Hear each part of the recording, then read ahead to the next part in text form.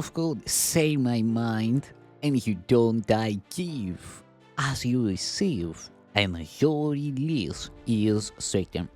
Today's teaching is the ego and false autonomy, part 105 in the series Christ's Forgiveness, How to Manifest Immortality, Season 2. It is reasonable to ask how the mind could ever have made the ego. In fact, it is the best question you could ask. There is, however, no point in giving an answer in terms of the past, because the past does not matter, and history would not exist if the same errors were not being repeated in the present. Abstract thought applies to knowledge because knowledge is completely impersonal and examples are irrelevant to its understanding. Perception, however, is always specific and therefore quite concrete. Again, it is reasonable to ask how the mind would ever have made the ego. In fact, it is the best question you could ask. There is, however, no point in giving an answer in terms of the past because the past does not matter, and history would not exist if the same errors were not being repeated in the present. Abstract thought applies to knowledge because knowledge is completely impersonal and examples are irrelevant to its understanding. Perception, however, is always specific and therefore quite concrete.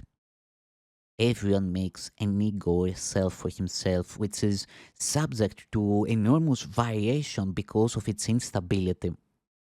He also makes an ego for everyone else he perceives, which is equally variable. Their interaction is a process that alters both because they were not made by or with the unalterable. It is important to realize that this alteration can and does occur as readily when the interaction takes place in the mind as when as it involves physical interaction. There could be no better example than that the ego is only an idea and not a fact. Your own state of mind is a good example of how the ego was made. When you threw knowledge away, it is as if you never had it. This is so apparent that one need only recognize it to see that it does happen. If this occurs in the present, why is it surprising that it occurred in the past? Surprise is a reasonable response to the unfamiliar, though hardly to something that occurs with such persistence. But do not forget that the mind need not work that way, even though it does work that way now. Think of the love of animals for their offspring and the need they feel to protect them. That is because they regard them as part of themselves. No one dismisses something he considers part of himself. You react to your ego much as God does to his creations, with love, protection, and charity. Your reactions to the self you made are not surprising. In fact, they resemble in many ways how you will one day react to your real creations, which are as timeless as you are. The question is not how you respond to the ego, but what you believe you are. Belief is an ego function, and as long as your origin is open to belief, you are regarding it from an ego viewpoint. When teaching is no longer necessary, you will merely know God. Believe that there is another way of perceiving is the loftiest idea of which ego thinking is capable. That is because it contains a hint of recognition that the ego is not the self. Undermining the ego's thought system must be perceived as painful, even though this is anything but true. Babies scream in rage if you take away the knife or scissors, although they may harm themselves if you do not. In this sense, you are still a baby. You have no sense of real self preservation and are likely to decide that you need precisely what would hurt you most. Yet whether or not you recognize it now, you have agreed to cooperate in the effort to become both harmless and helpful, attributes that go together. Your attributes, even towards this, are necessarily conflicted because all attitudes are ego based. This will not last. Be patient a while and remember that the outcome is as certain as gold. Only those who have a real and lasting sense of abundance can be truly charitable. This is obvious when you consider what is involved. To the ego, to give anything implies that you will have to do without it. When you associate giving with sacrifice, you give only because you believe that you are somehow getting something better and can therefore do without the thing you give. Giving to get is an inescapable law of the ego, which always evaluates itself in relation to the other egos. It is therefore continually preoccupied with the belief in scarcity that gave rise to it.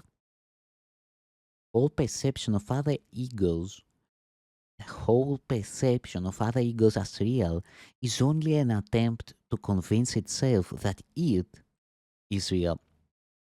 Self esteem is always vulnerable to stress, a term which refers to any perceived threat to the ego's existence. The ego literally lives by comparisons. Equality is beyond its grasp, and charity becomes impossible. The ego never gives out of abundance because it was made as a substitute for it. That is why the concept of getting arose in the ego's thought system. Appetites are getting mechanisms representing the ego's need to confirm itself. This is true of body appetites as it is of the so called higher ego needs. Body appetites are not physical in origin. The ego regards the body as its home and tries to satisfy itself through the body. The ego regards the body as its home and tries to satisfy itself through the body. But the idea that this is possible is a decision of the mind which has become completely confused about what is really possible. The ego believes it is completely on its own, which is merely another way of describing how it thinks it originated. This is such a fearful state that it can only turn to other egos and try to unite with them in a simple attempt at identification or attack them in an equally feeble show of strength. It is not free, however, to open the premise to question because the premise is its foundation. The ego is the mind's belief that it is completely on its own.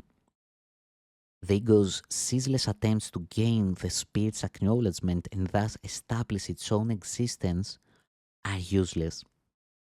Spirit, in its knowledge, is unaware of the ego. It does not attack it, it merely cannot conceive of it at all. While the ego is equally unaware of spirit, it does perceive itself as being rejected by something greater than itself. This is why self esteem in ego terms must be delusional.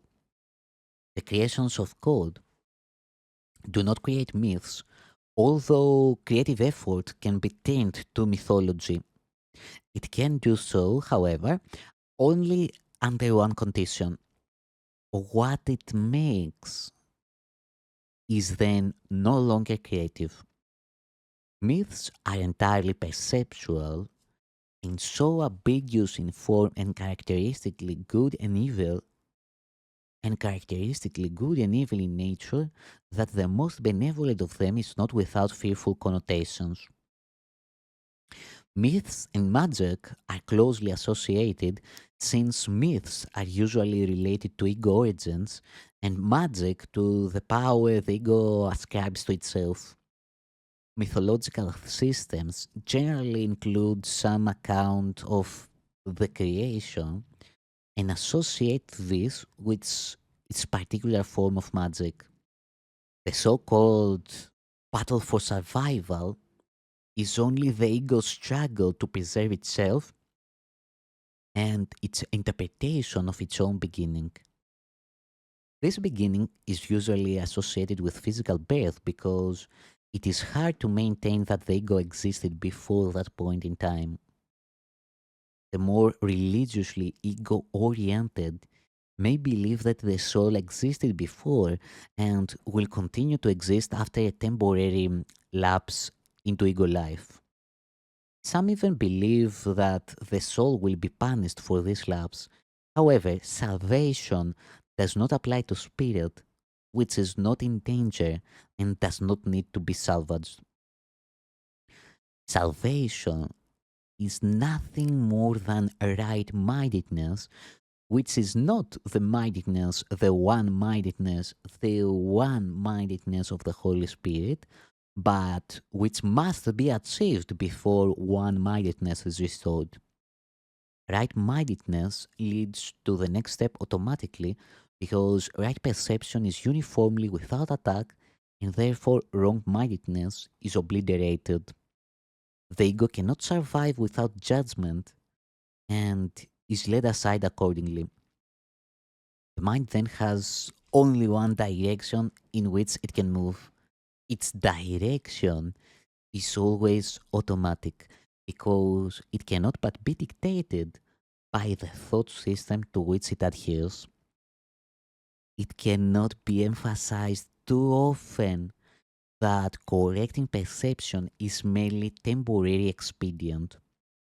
It is necessary only because misperception is a block to knowledge, while accurate perception is a stepping stone towards it. The whole value of right perception lies in the inevitable realization that all perception is unnecessary. This removes the block entirely. You may ask how this is possible as long as you appear to be living in this world.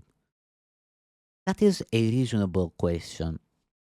You must be careful, however, that you really understand it. Who is the you who are living in this world? Spirit is immortal, and immortality is a constant state. It is as true now as it ever was or ever will be, because it implies no change at all.